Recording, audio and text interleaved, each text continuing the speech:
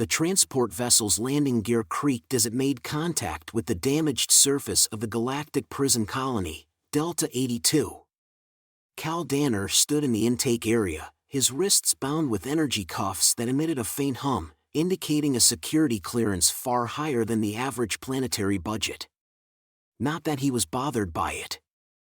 The view from the dirty viewport of Delta 82's perimeter was breathtaking, assuming that your idea of awe included electrified barriers, drone turrets, and enough anti-personnel mines to turn a small moon into Swiss cheese.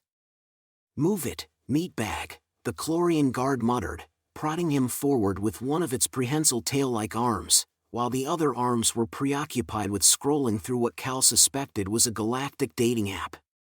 Cal smirked.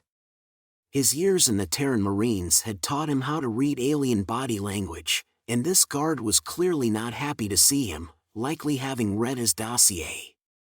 "Where I come from," Cal started, shoving someone while swiping right is considered multitasking. "But maybe that's just my quaint human upbringing." The guard's eye stalk swiveled toward him as if it had just let out an exasperated sigh. "Do all humans talk this much, or just the ones who blow up defense contractor yachts?" "Just the ones with flair," Cal replied as the guard shoved him through the processing gates. The processing area was a chaotic swirl of prisoners, indifferent guards, and the occasional scream of someone being tossed by the intake bots. Cal took it all in, his sharp eyes making mental notes, exits, guard rotations, who looked weak, in which prisoners might trade favors for contraband snacks. "Prisoner 514 AE, Cal Danner," a monotone bureaucratic voice droned, sounding completely uninterested.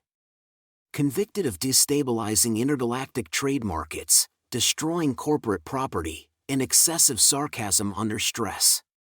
Sentence, 10 years. Excessive sarcasm?" Cal raised an eyebrow. "Pretty sure that was self-defense." The bot ignored him, continuing to escort him through the massive doors into the sprawling cell block, where it seemed like a hybrid of brutalist architecture and gladiatorial arena design. Cal could feel dozens of eyes on him. Alien species of all kinds filled the room, each one more menacing than the last.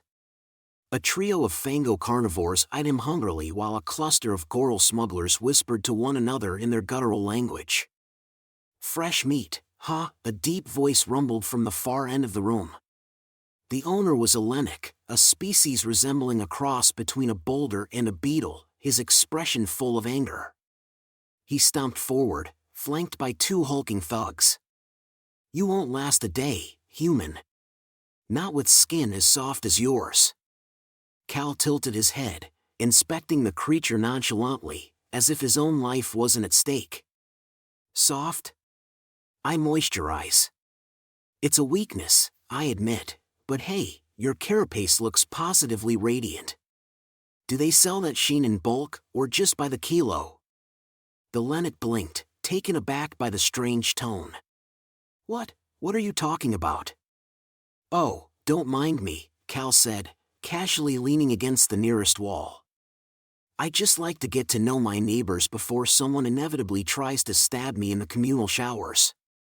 For a brief moment, the room fell silent, but soon, laughter broke out. The Lennox clicked his mandibles in irritation but stepped back, clearly deciding that today wasn't the day to deal with whatever madness Cal was bringing. As the laughter subsided, a wiry Kryton inmate sidled up to Cal, his four eyes darting nervously.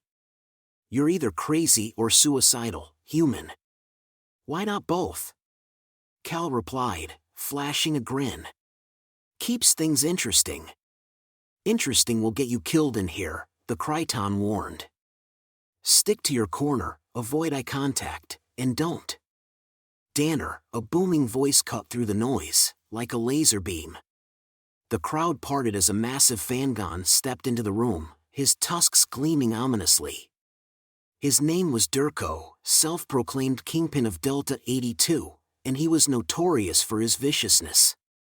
"Ah, the welcoming committee," Cal said brightly. "Durko, right? Love what you've done with the place. Really leaning into the whole industrial dystopia vibe." You've got a smart mouth, human, Durko growled, his tusks twitching. 3 days. That's how long you've got to prove your worth. Stay alive for 3 days. Cal frowned theatrically. That's not much time. Couldn't we make it a week? I hear there's a great pottery class on Wednesdays. Durko leaned in close, his breath smelling like regret and something vaguely pickled. 3 days, or I'll make you regret ever stepping foot in my prison. Cal met his gaze unflinchingly. Funny, regret's been on my to-do list for years. Guess I'll pencil you in.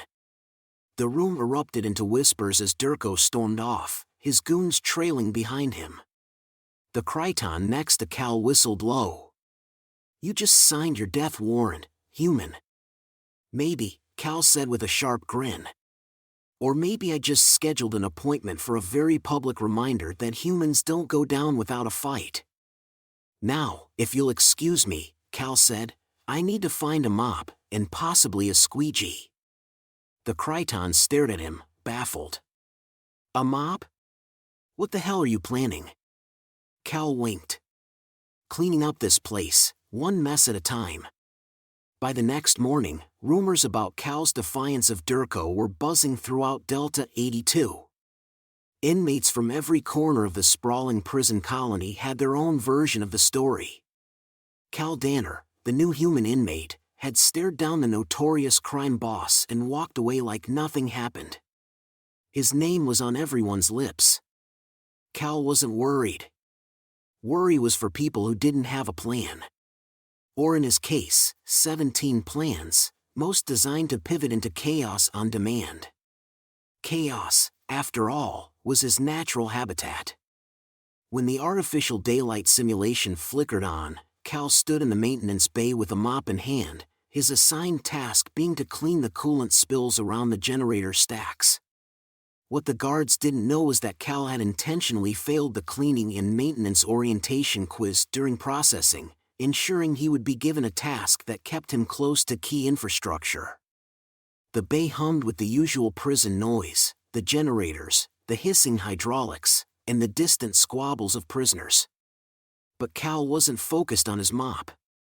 His attention was on the ventilation grates, the overhead lighting, and most importantly, the stacked coolant barrels that looked ready to topple at any moment. Hey, new guy, a sharp voice barked. Cal turned to see a wiry Shik's inmate standing nearby. His 2 antennae twitched irritably.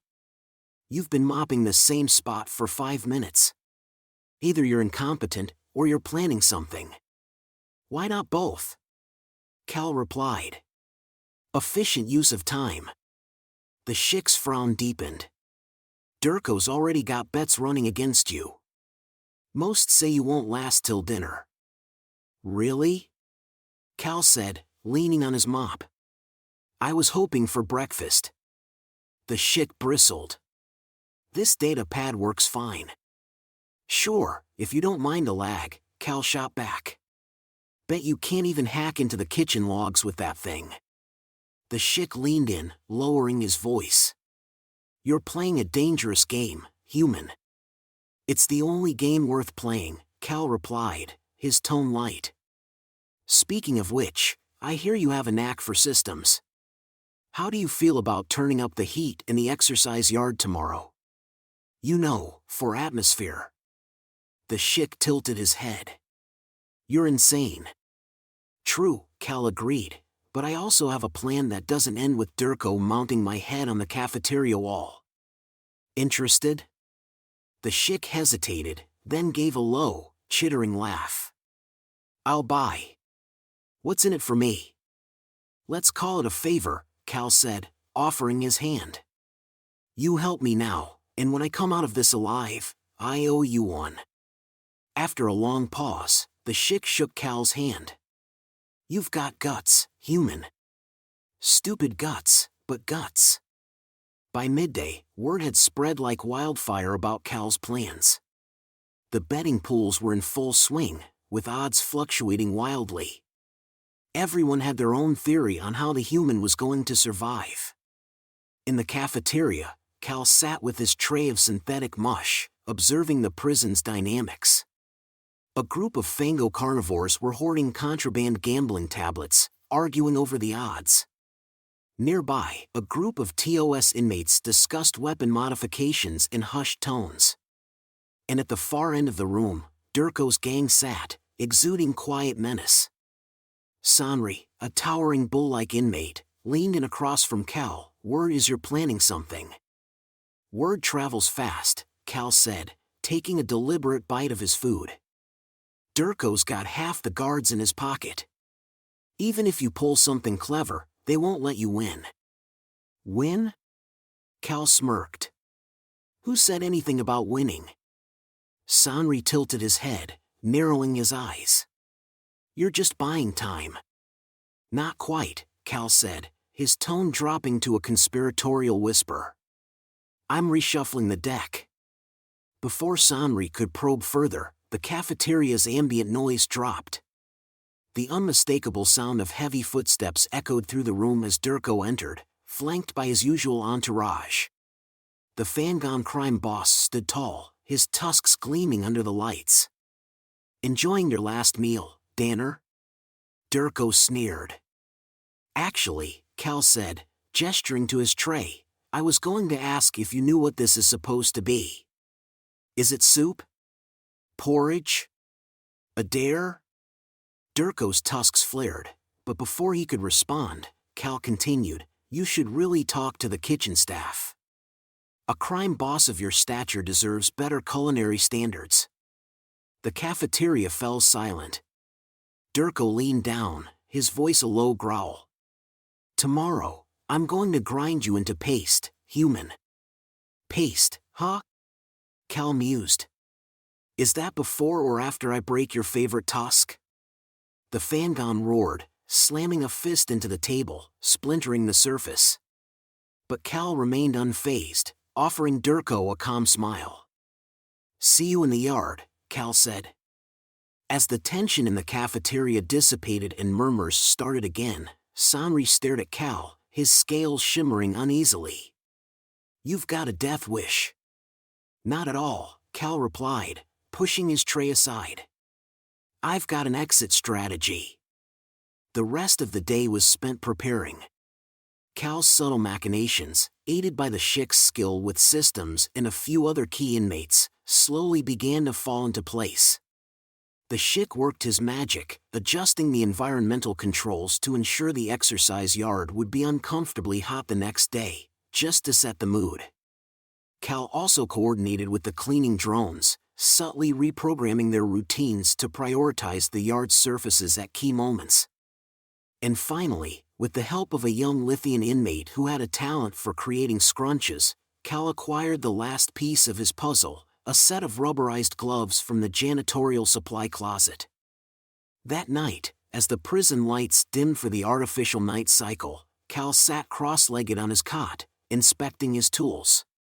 They weren't much, just a collection of seemingly ordinary items repurposed for very specific tasks. A strip of fabric here, a sharp-edged shard there. Durko thought tomorrow would be a fight. Cal knew better. It was going to be a performance. The next morning, the exercise yard was alive with anticipation. Inmates filled the perimeter, creating a loose but impenetrable circle around the designated combat area.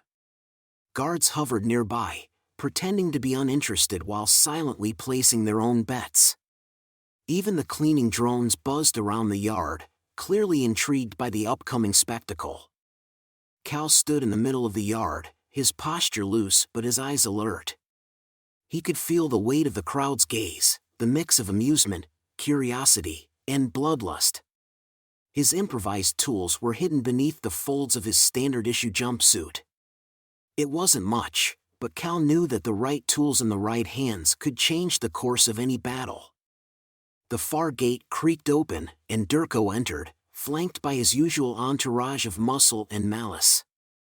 The Fangon crime boss was an imposing figure, his 5 tusks gleaming under the harsh lights. His bulk moved with surprising agility for someone of his size, and his gang lingered at the edges of the circle, grinning cruelly as they sized up Cal. Durko raised his arms, basking in the attention. Today, we remind this fragile little human what happens when you challenge the order of things. The crowd erupted in cheers, and bets were shouted in a dozen alien languages. Durko turned his attention to Cal, his tusks flaring. Last chance to kneel, human. Save me the trouble of breaking you into bite-sized pieces. Cal tilted his head as if considering it. Tempting, but I'd hate to rob the crowd of their entertainment. Besides, I'm pretty sure your bite-sized pieces would still be a choking hazard. Durko growled, the sound resonating through the yard like a storm approaching. He stepped forward, his massive fists clenched, and the crowd fell into an expectant hush. Cal grinned. It was showtime. Durko lunged, his bulk charging toward Cal with the force of a meteor. Cal sidestepped at the last possible moment, his movements quick and precise. Durko's fist slammed into the ground, sending a cloud of dust into the air and a violent shudder through the yard's surface. You know, Cal said, brushing imaginary dirt off his shoulder, for a guy with a reputation for disemboweling people, you sure do love hitting the ground. Maybe it's your true nemesis. The crowd tittered nervously as Durko rose, his crystalline eyes blazing with fury. He charged again, this time sweeping a powerful fist toward Cal's legs. Cal jumped, flipping backward with agility that earned murmurs of surprise from the audience. Fancy footwork, huh? Durko sneered, his voice filled with disdain. Let's see how long that lasts. The Fanon's next strike was slower, more calculated. He feinted left and then brought a massive fist crashing down from above. Cal tried to dodge, but not fast enough. Durko's blow grazed his shoulder, sending him sprawling to the ground. The crowd roared its approval as Cal rolled to his feet, wincing but still unbowed. Wow, Cal said, shaking his arm. That's one hell of a manicure. What do you use? Industrial diamond polish? Durko didn't respond. He charged again, his movements blurring with raw power. This time, Cal didn't dodge. He sidestepped just enough to redirect Durko's momentum, slipping behind the Fangon and planting a small device, no more than a reprogrammed cleaning drone battery wrapped in conductive wire, onto Durko's back. Durko stumbled, disoriented, as the device emitted a faint hum, attaching itself to his tough, crystalline hide. He turned, glaring at Cal. What did you? But the question was cut off as the yard's overhead lights flickered. A sharp hum filled the air, a sound that resonated deep in the bones of everyone present. Durko staggered, his movements jerky and uncoordinated. His tusks, once gleaming, now vibrated faintly, their edges dulling. What's the matter? Cal asked, his voice annoyingly casual. Feeling a little off? Funny thing about Fango crystals. They're surprisingly sensitive to certain harmonic frequencies. And wouldn't you know it, those frequencies match the output of a standard cleaning drone battery. Durko roared, shaking his head as if trying to clear the vibrations, and charged again. His movements were slower and more erratic, and Cal danced around him, light and deliberate, leading him in a tight circle to ensure the device stayed in place. The crowd was stunned into silence as it dawned on them, Cal wasn't just surviving. He was winning. With a final, desperate lunge, Durko managed to close the gap, grabbing Cal by the jumpsuit and lifting him off the ground. You think you're clever? He snarled, tusks inches from Cal's face. A sharp crack interrupted him, as the ground beneath them shifted. The surface vibrated, and cleaning drones, activated to respond to the specific frequency of the device, swarmed toward Durko. Their brushes and scrubbers worked furiously against his crystallized hide. What the? Durko barely had time to react before the first drone collided with his legs, buffing his tough hide with unexpected force. More drones joined the fray, circling him like mechanical piranhas. Cal twisted free of Durko's grip, landing smoothly and brushing himself off. "I'd suggest standing still, but I'm not sure you can." Durko stumbled back, his movements hampered by the relentless drones. The crowd erupted into laughter, and even the guards couldn't suppress their grins. With one final roar of frustration, Durko collapsed. The resonance overwhelmed his system. His tusks dulled to a matte gray, his crystalline hide cracked under the strain. The drones retreated, their programming satisfied, and Durko lay defeated in the dust. Cal turned to the crowd, his grin sharp. "Well, that was invigorating. Who's up for a game of zero-gravity handball?" The yard exploded into cheers, jeers, and frantic betting. Cal walked away, leaving Durko in the dirt, his reputation shattered. The balance of power in Delta 82 had shifted, and everyone knew it. Later that day, as Cal returned to his cell, his shoulder aching but his spirits high, the young Schick from the maintenance base stopped him in the corridor. "You did it," the Schick said, his voice in awe. "You actually beat him." "Not me," Cal replied, his grin widening. "Teamwork did. And maybe a little creative engineering." The Schick shook his head, chittering softly. "You're a madman, human, but you're our madman now." "Glad to hear it," Cal said, clapping the Schick on the shoulder. "Now about that favor you owe me?" The aftermath of Durko's defeat rippled through Delta 82 like a solar flare cutting through an unshielded asteroid. The news spread quickly throughout the cell blocks, maintenance bays, and cafeteria lines. The human inmate had not only stood up to the reigning crime boss of the prison but had humiliated him in front of the entire facility using a combination of wit, precision, and an unexpected army of overly enthusiastic cleaning drones. Durko's former enforcers skulked into the shadows, their once confident swagger replaced by uncertainty. The power vacuum left in his wake loomed over the prison, like a dark cloud, threatening to erupt into chaos at any moment. The guards, for their part, seemed more interested in running their own side hustles than maintaining order. But Cal Danner had no intention of letting Delta 82 devolve into another round of petty gang wars. "If you dismantle something, you have to replace it with something better," he thought to himself. The idea wasn't just military doctrine, it was common sense. Cal had spent the days since Durko's fall planting seeds, subtly nudging alliances into place, and ensuring that the new power structure would be less about fear and more about survival.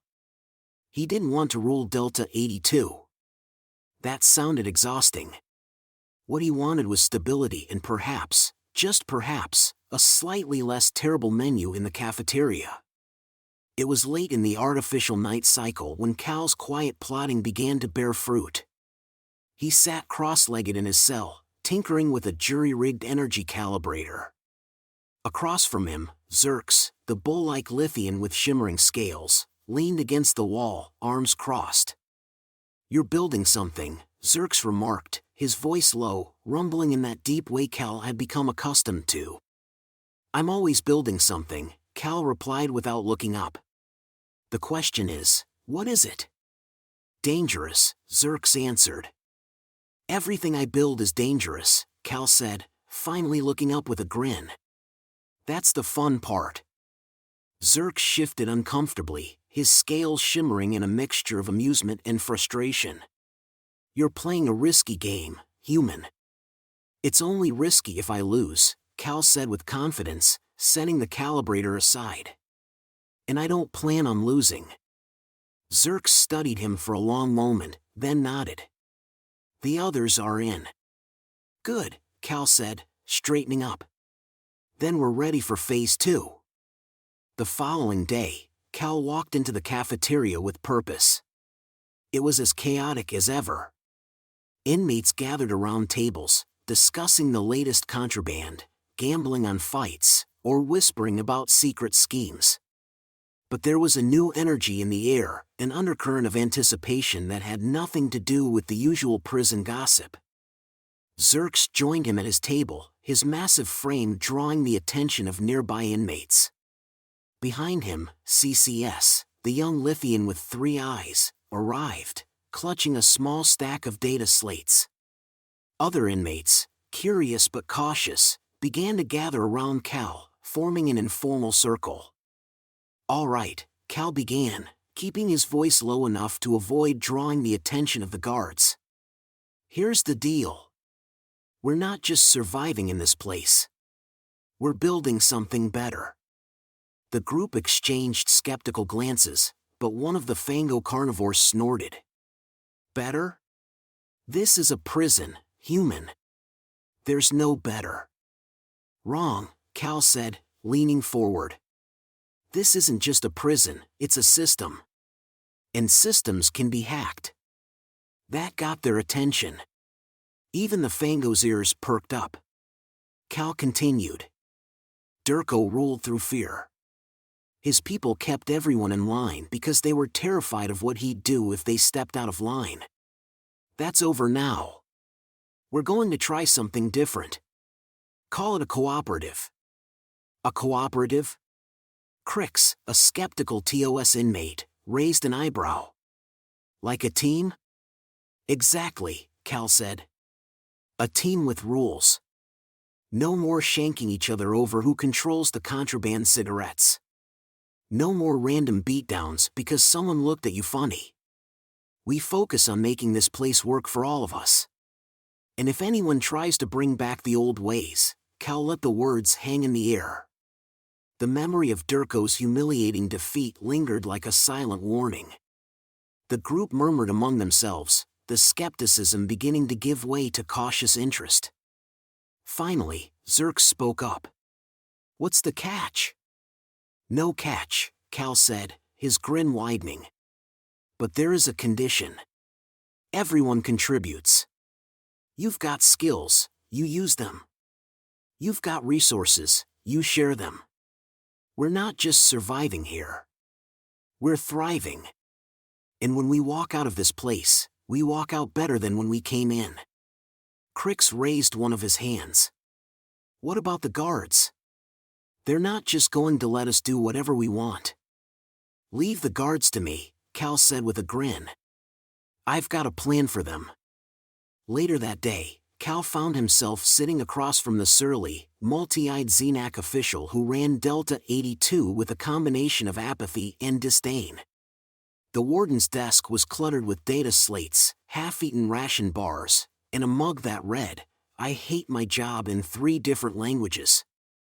"You've been busy," the warden said, narrowing his eyes as he leaned back in his chair. "My guards are reporting unusual levels of cooperation among the inmates." "Care to explain?" Cal spread his hands in an exaggerated shrug. "What can I say? I've got a knack for team building." The warden's mandibles clicked in irritation. "You're not fooling anyone, Danner. Whatever you're up to, it better not disrupt operations." "On the contrary," Cal said, leaning forward. "I'm streamlining them. Think about it, Warden, fewer fights, fewer injuries, fewer resources spent dealing with chaos. All I'm asking is a little flexibility." "Flexibility," the warden echoed skeptically. "And what do you want in return?" Cal's grin widened. "Better food. Maybe some new recreation equipment. A chess set. A zero-gravity handball court. That sort of thing. Keeps everyone busy." The warden stared at him for a long moment before sighing. "Fine. But if this blows up in your face, don't expect me to clean up the mess." "Oh, don't worry," Cal said as he stood up. "I've got cleaning drones for that." By the end of the week, Delta 82 was practically unrecognizable. The betting rings had been restructured into a cooperative credit system. The cafeteria, thanks to Xerx's influence, was serving meals that were at least vaguely edible. Disputes that would have once ended in bloodshed were now resolved with zero-gravity handball games and intricate 3-dimensional chess matches. Even the guards noticed the difference. With fewer incidents to deal with, they began to relax, some even joining in the handball matches during their breaks. One particularly bold guard approached Cal after a game, nodding in grudging respect. "You've done something weird here, human," he said. "But it's working." "That's the idea," Cal replied with a smile. "We're all just trying to survive." As the days turned into weeks, Cal found himself settling into an unexpected rhythm. He wasn't ruling Delta 82, not officially, but his influence was undeniable. The inmates respected him, the guards tolerated him, and the warden grudgingly allowed him to keep his little cooperative experiment running. One evening, as Cal sat in the observation deck, watching the stars through the reinforced glass, Crix joined him. His 3 eyes were wide with wonder. "You think it'll last?" Crix asked. Cal didn't answer immediately. He watched as a comet streaked across the distant sky, its tail glowing like a thread of fire. Finally, he turned to the young Lithian with a small smile. "Maybe. Maybe not. But at least we're trying. And sometimes, that's enough." Delta 82 had become something more than a prison. It was an experiment, an ecosystem, and perhaps most surprisingly, a community. And for Cal Danner, that was worth every ounce of chaos he had unleashed to make it happen.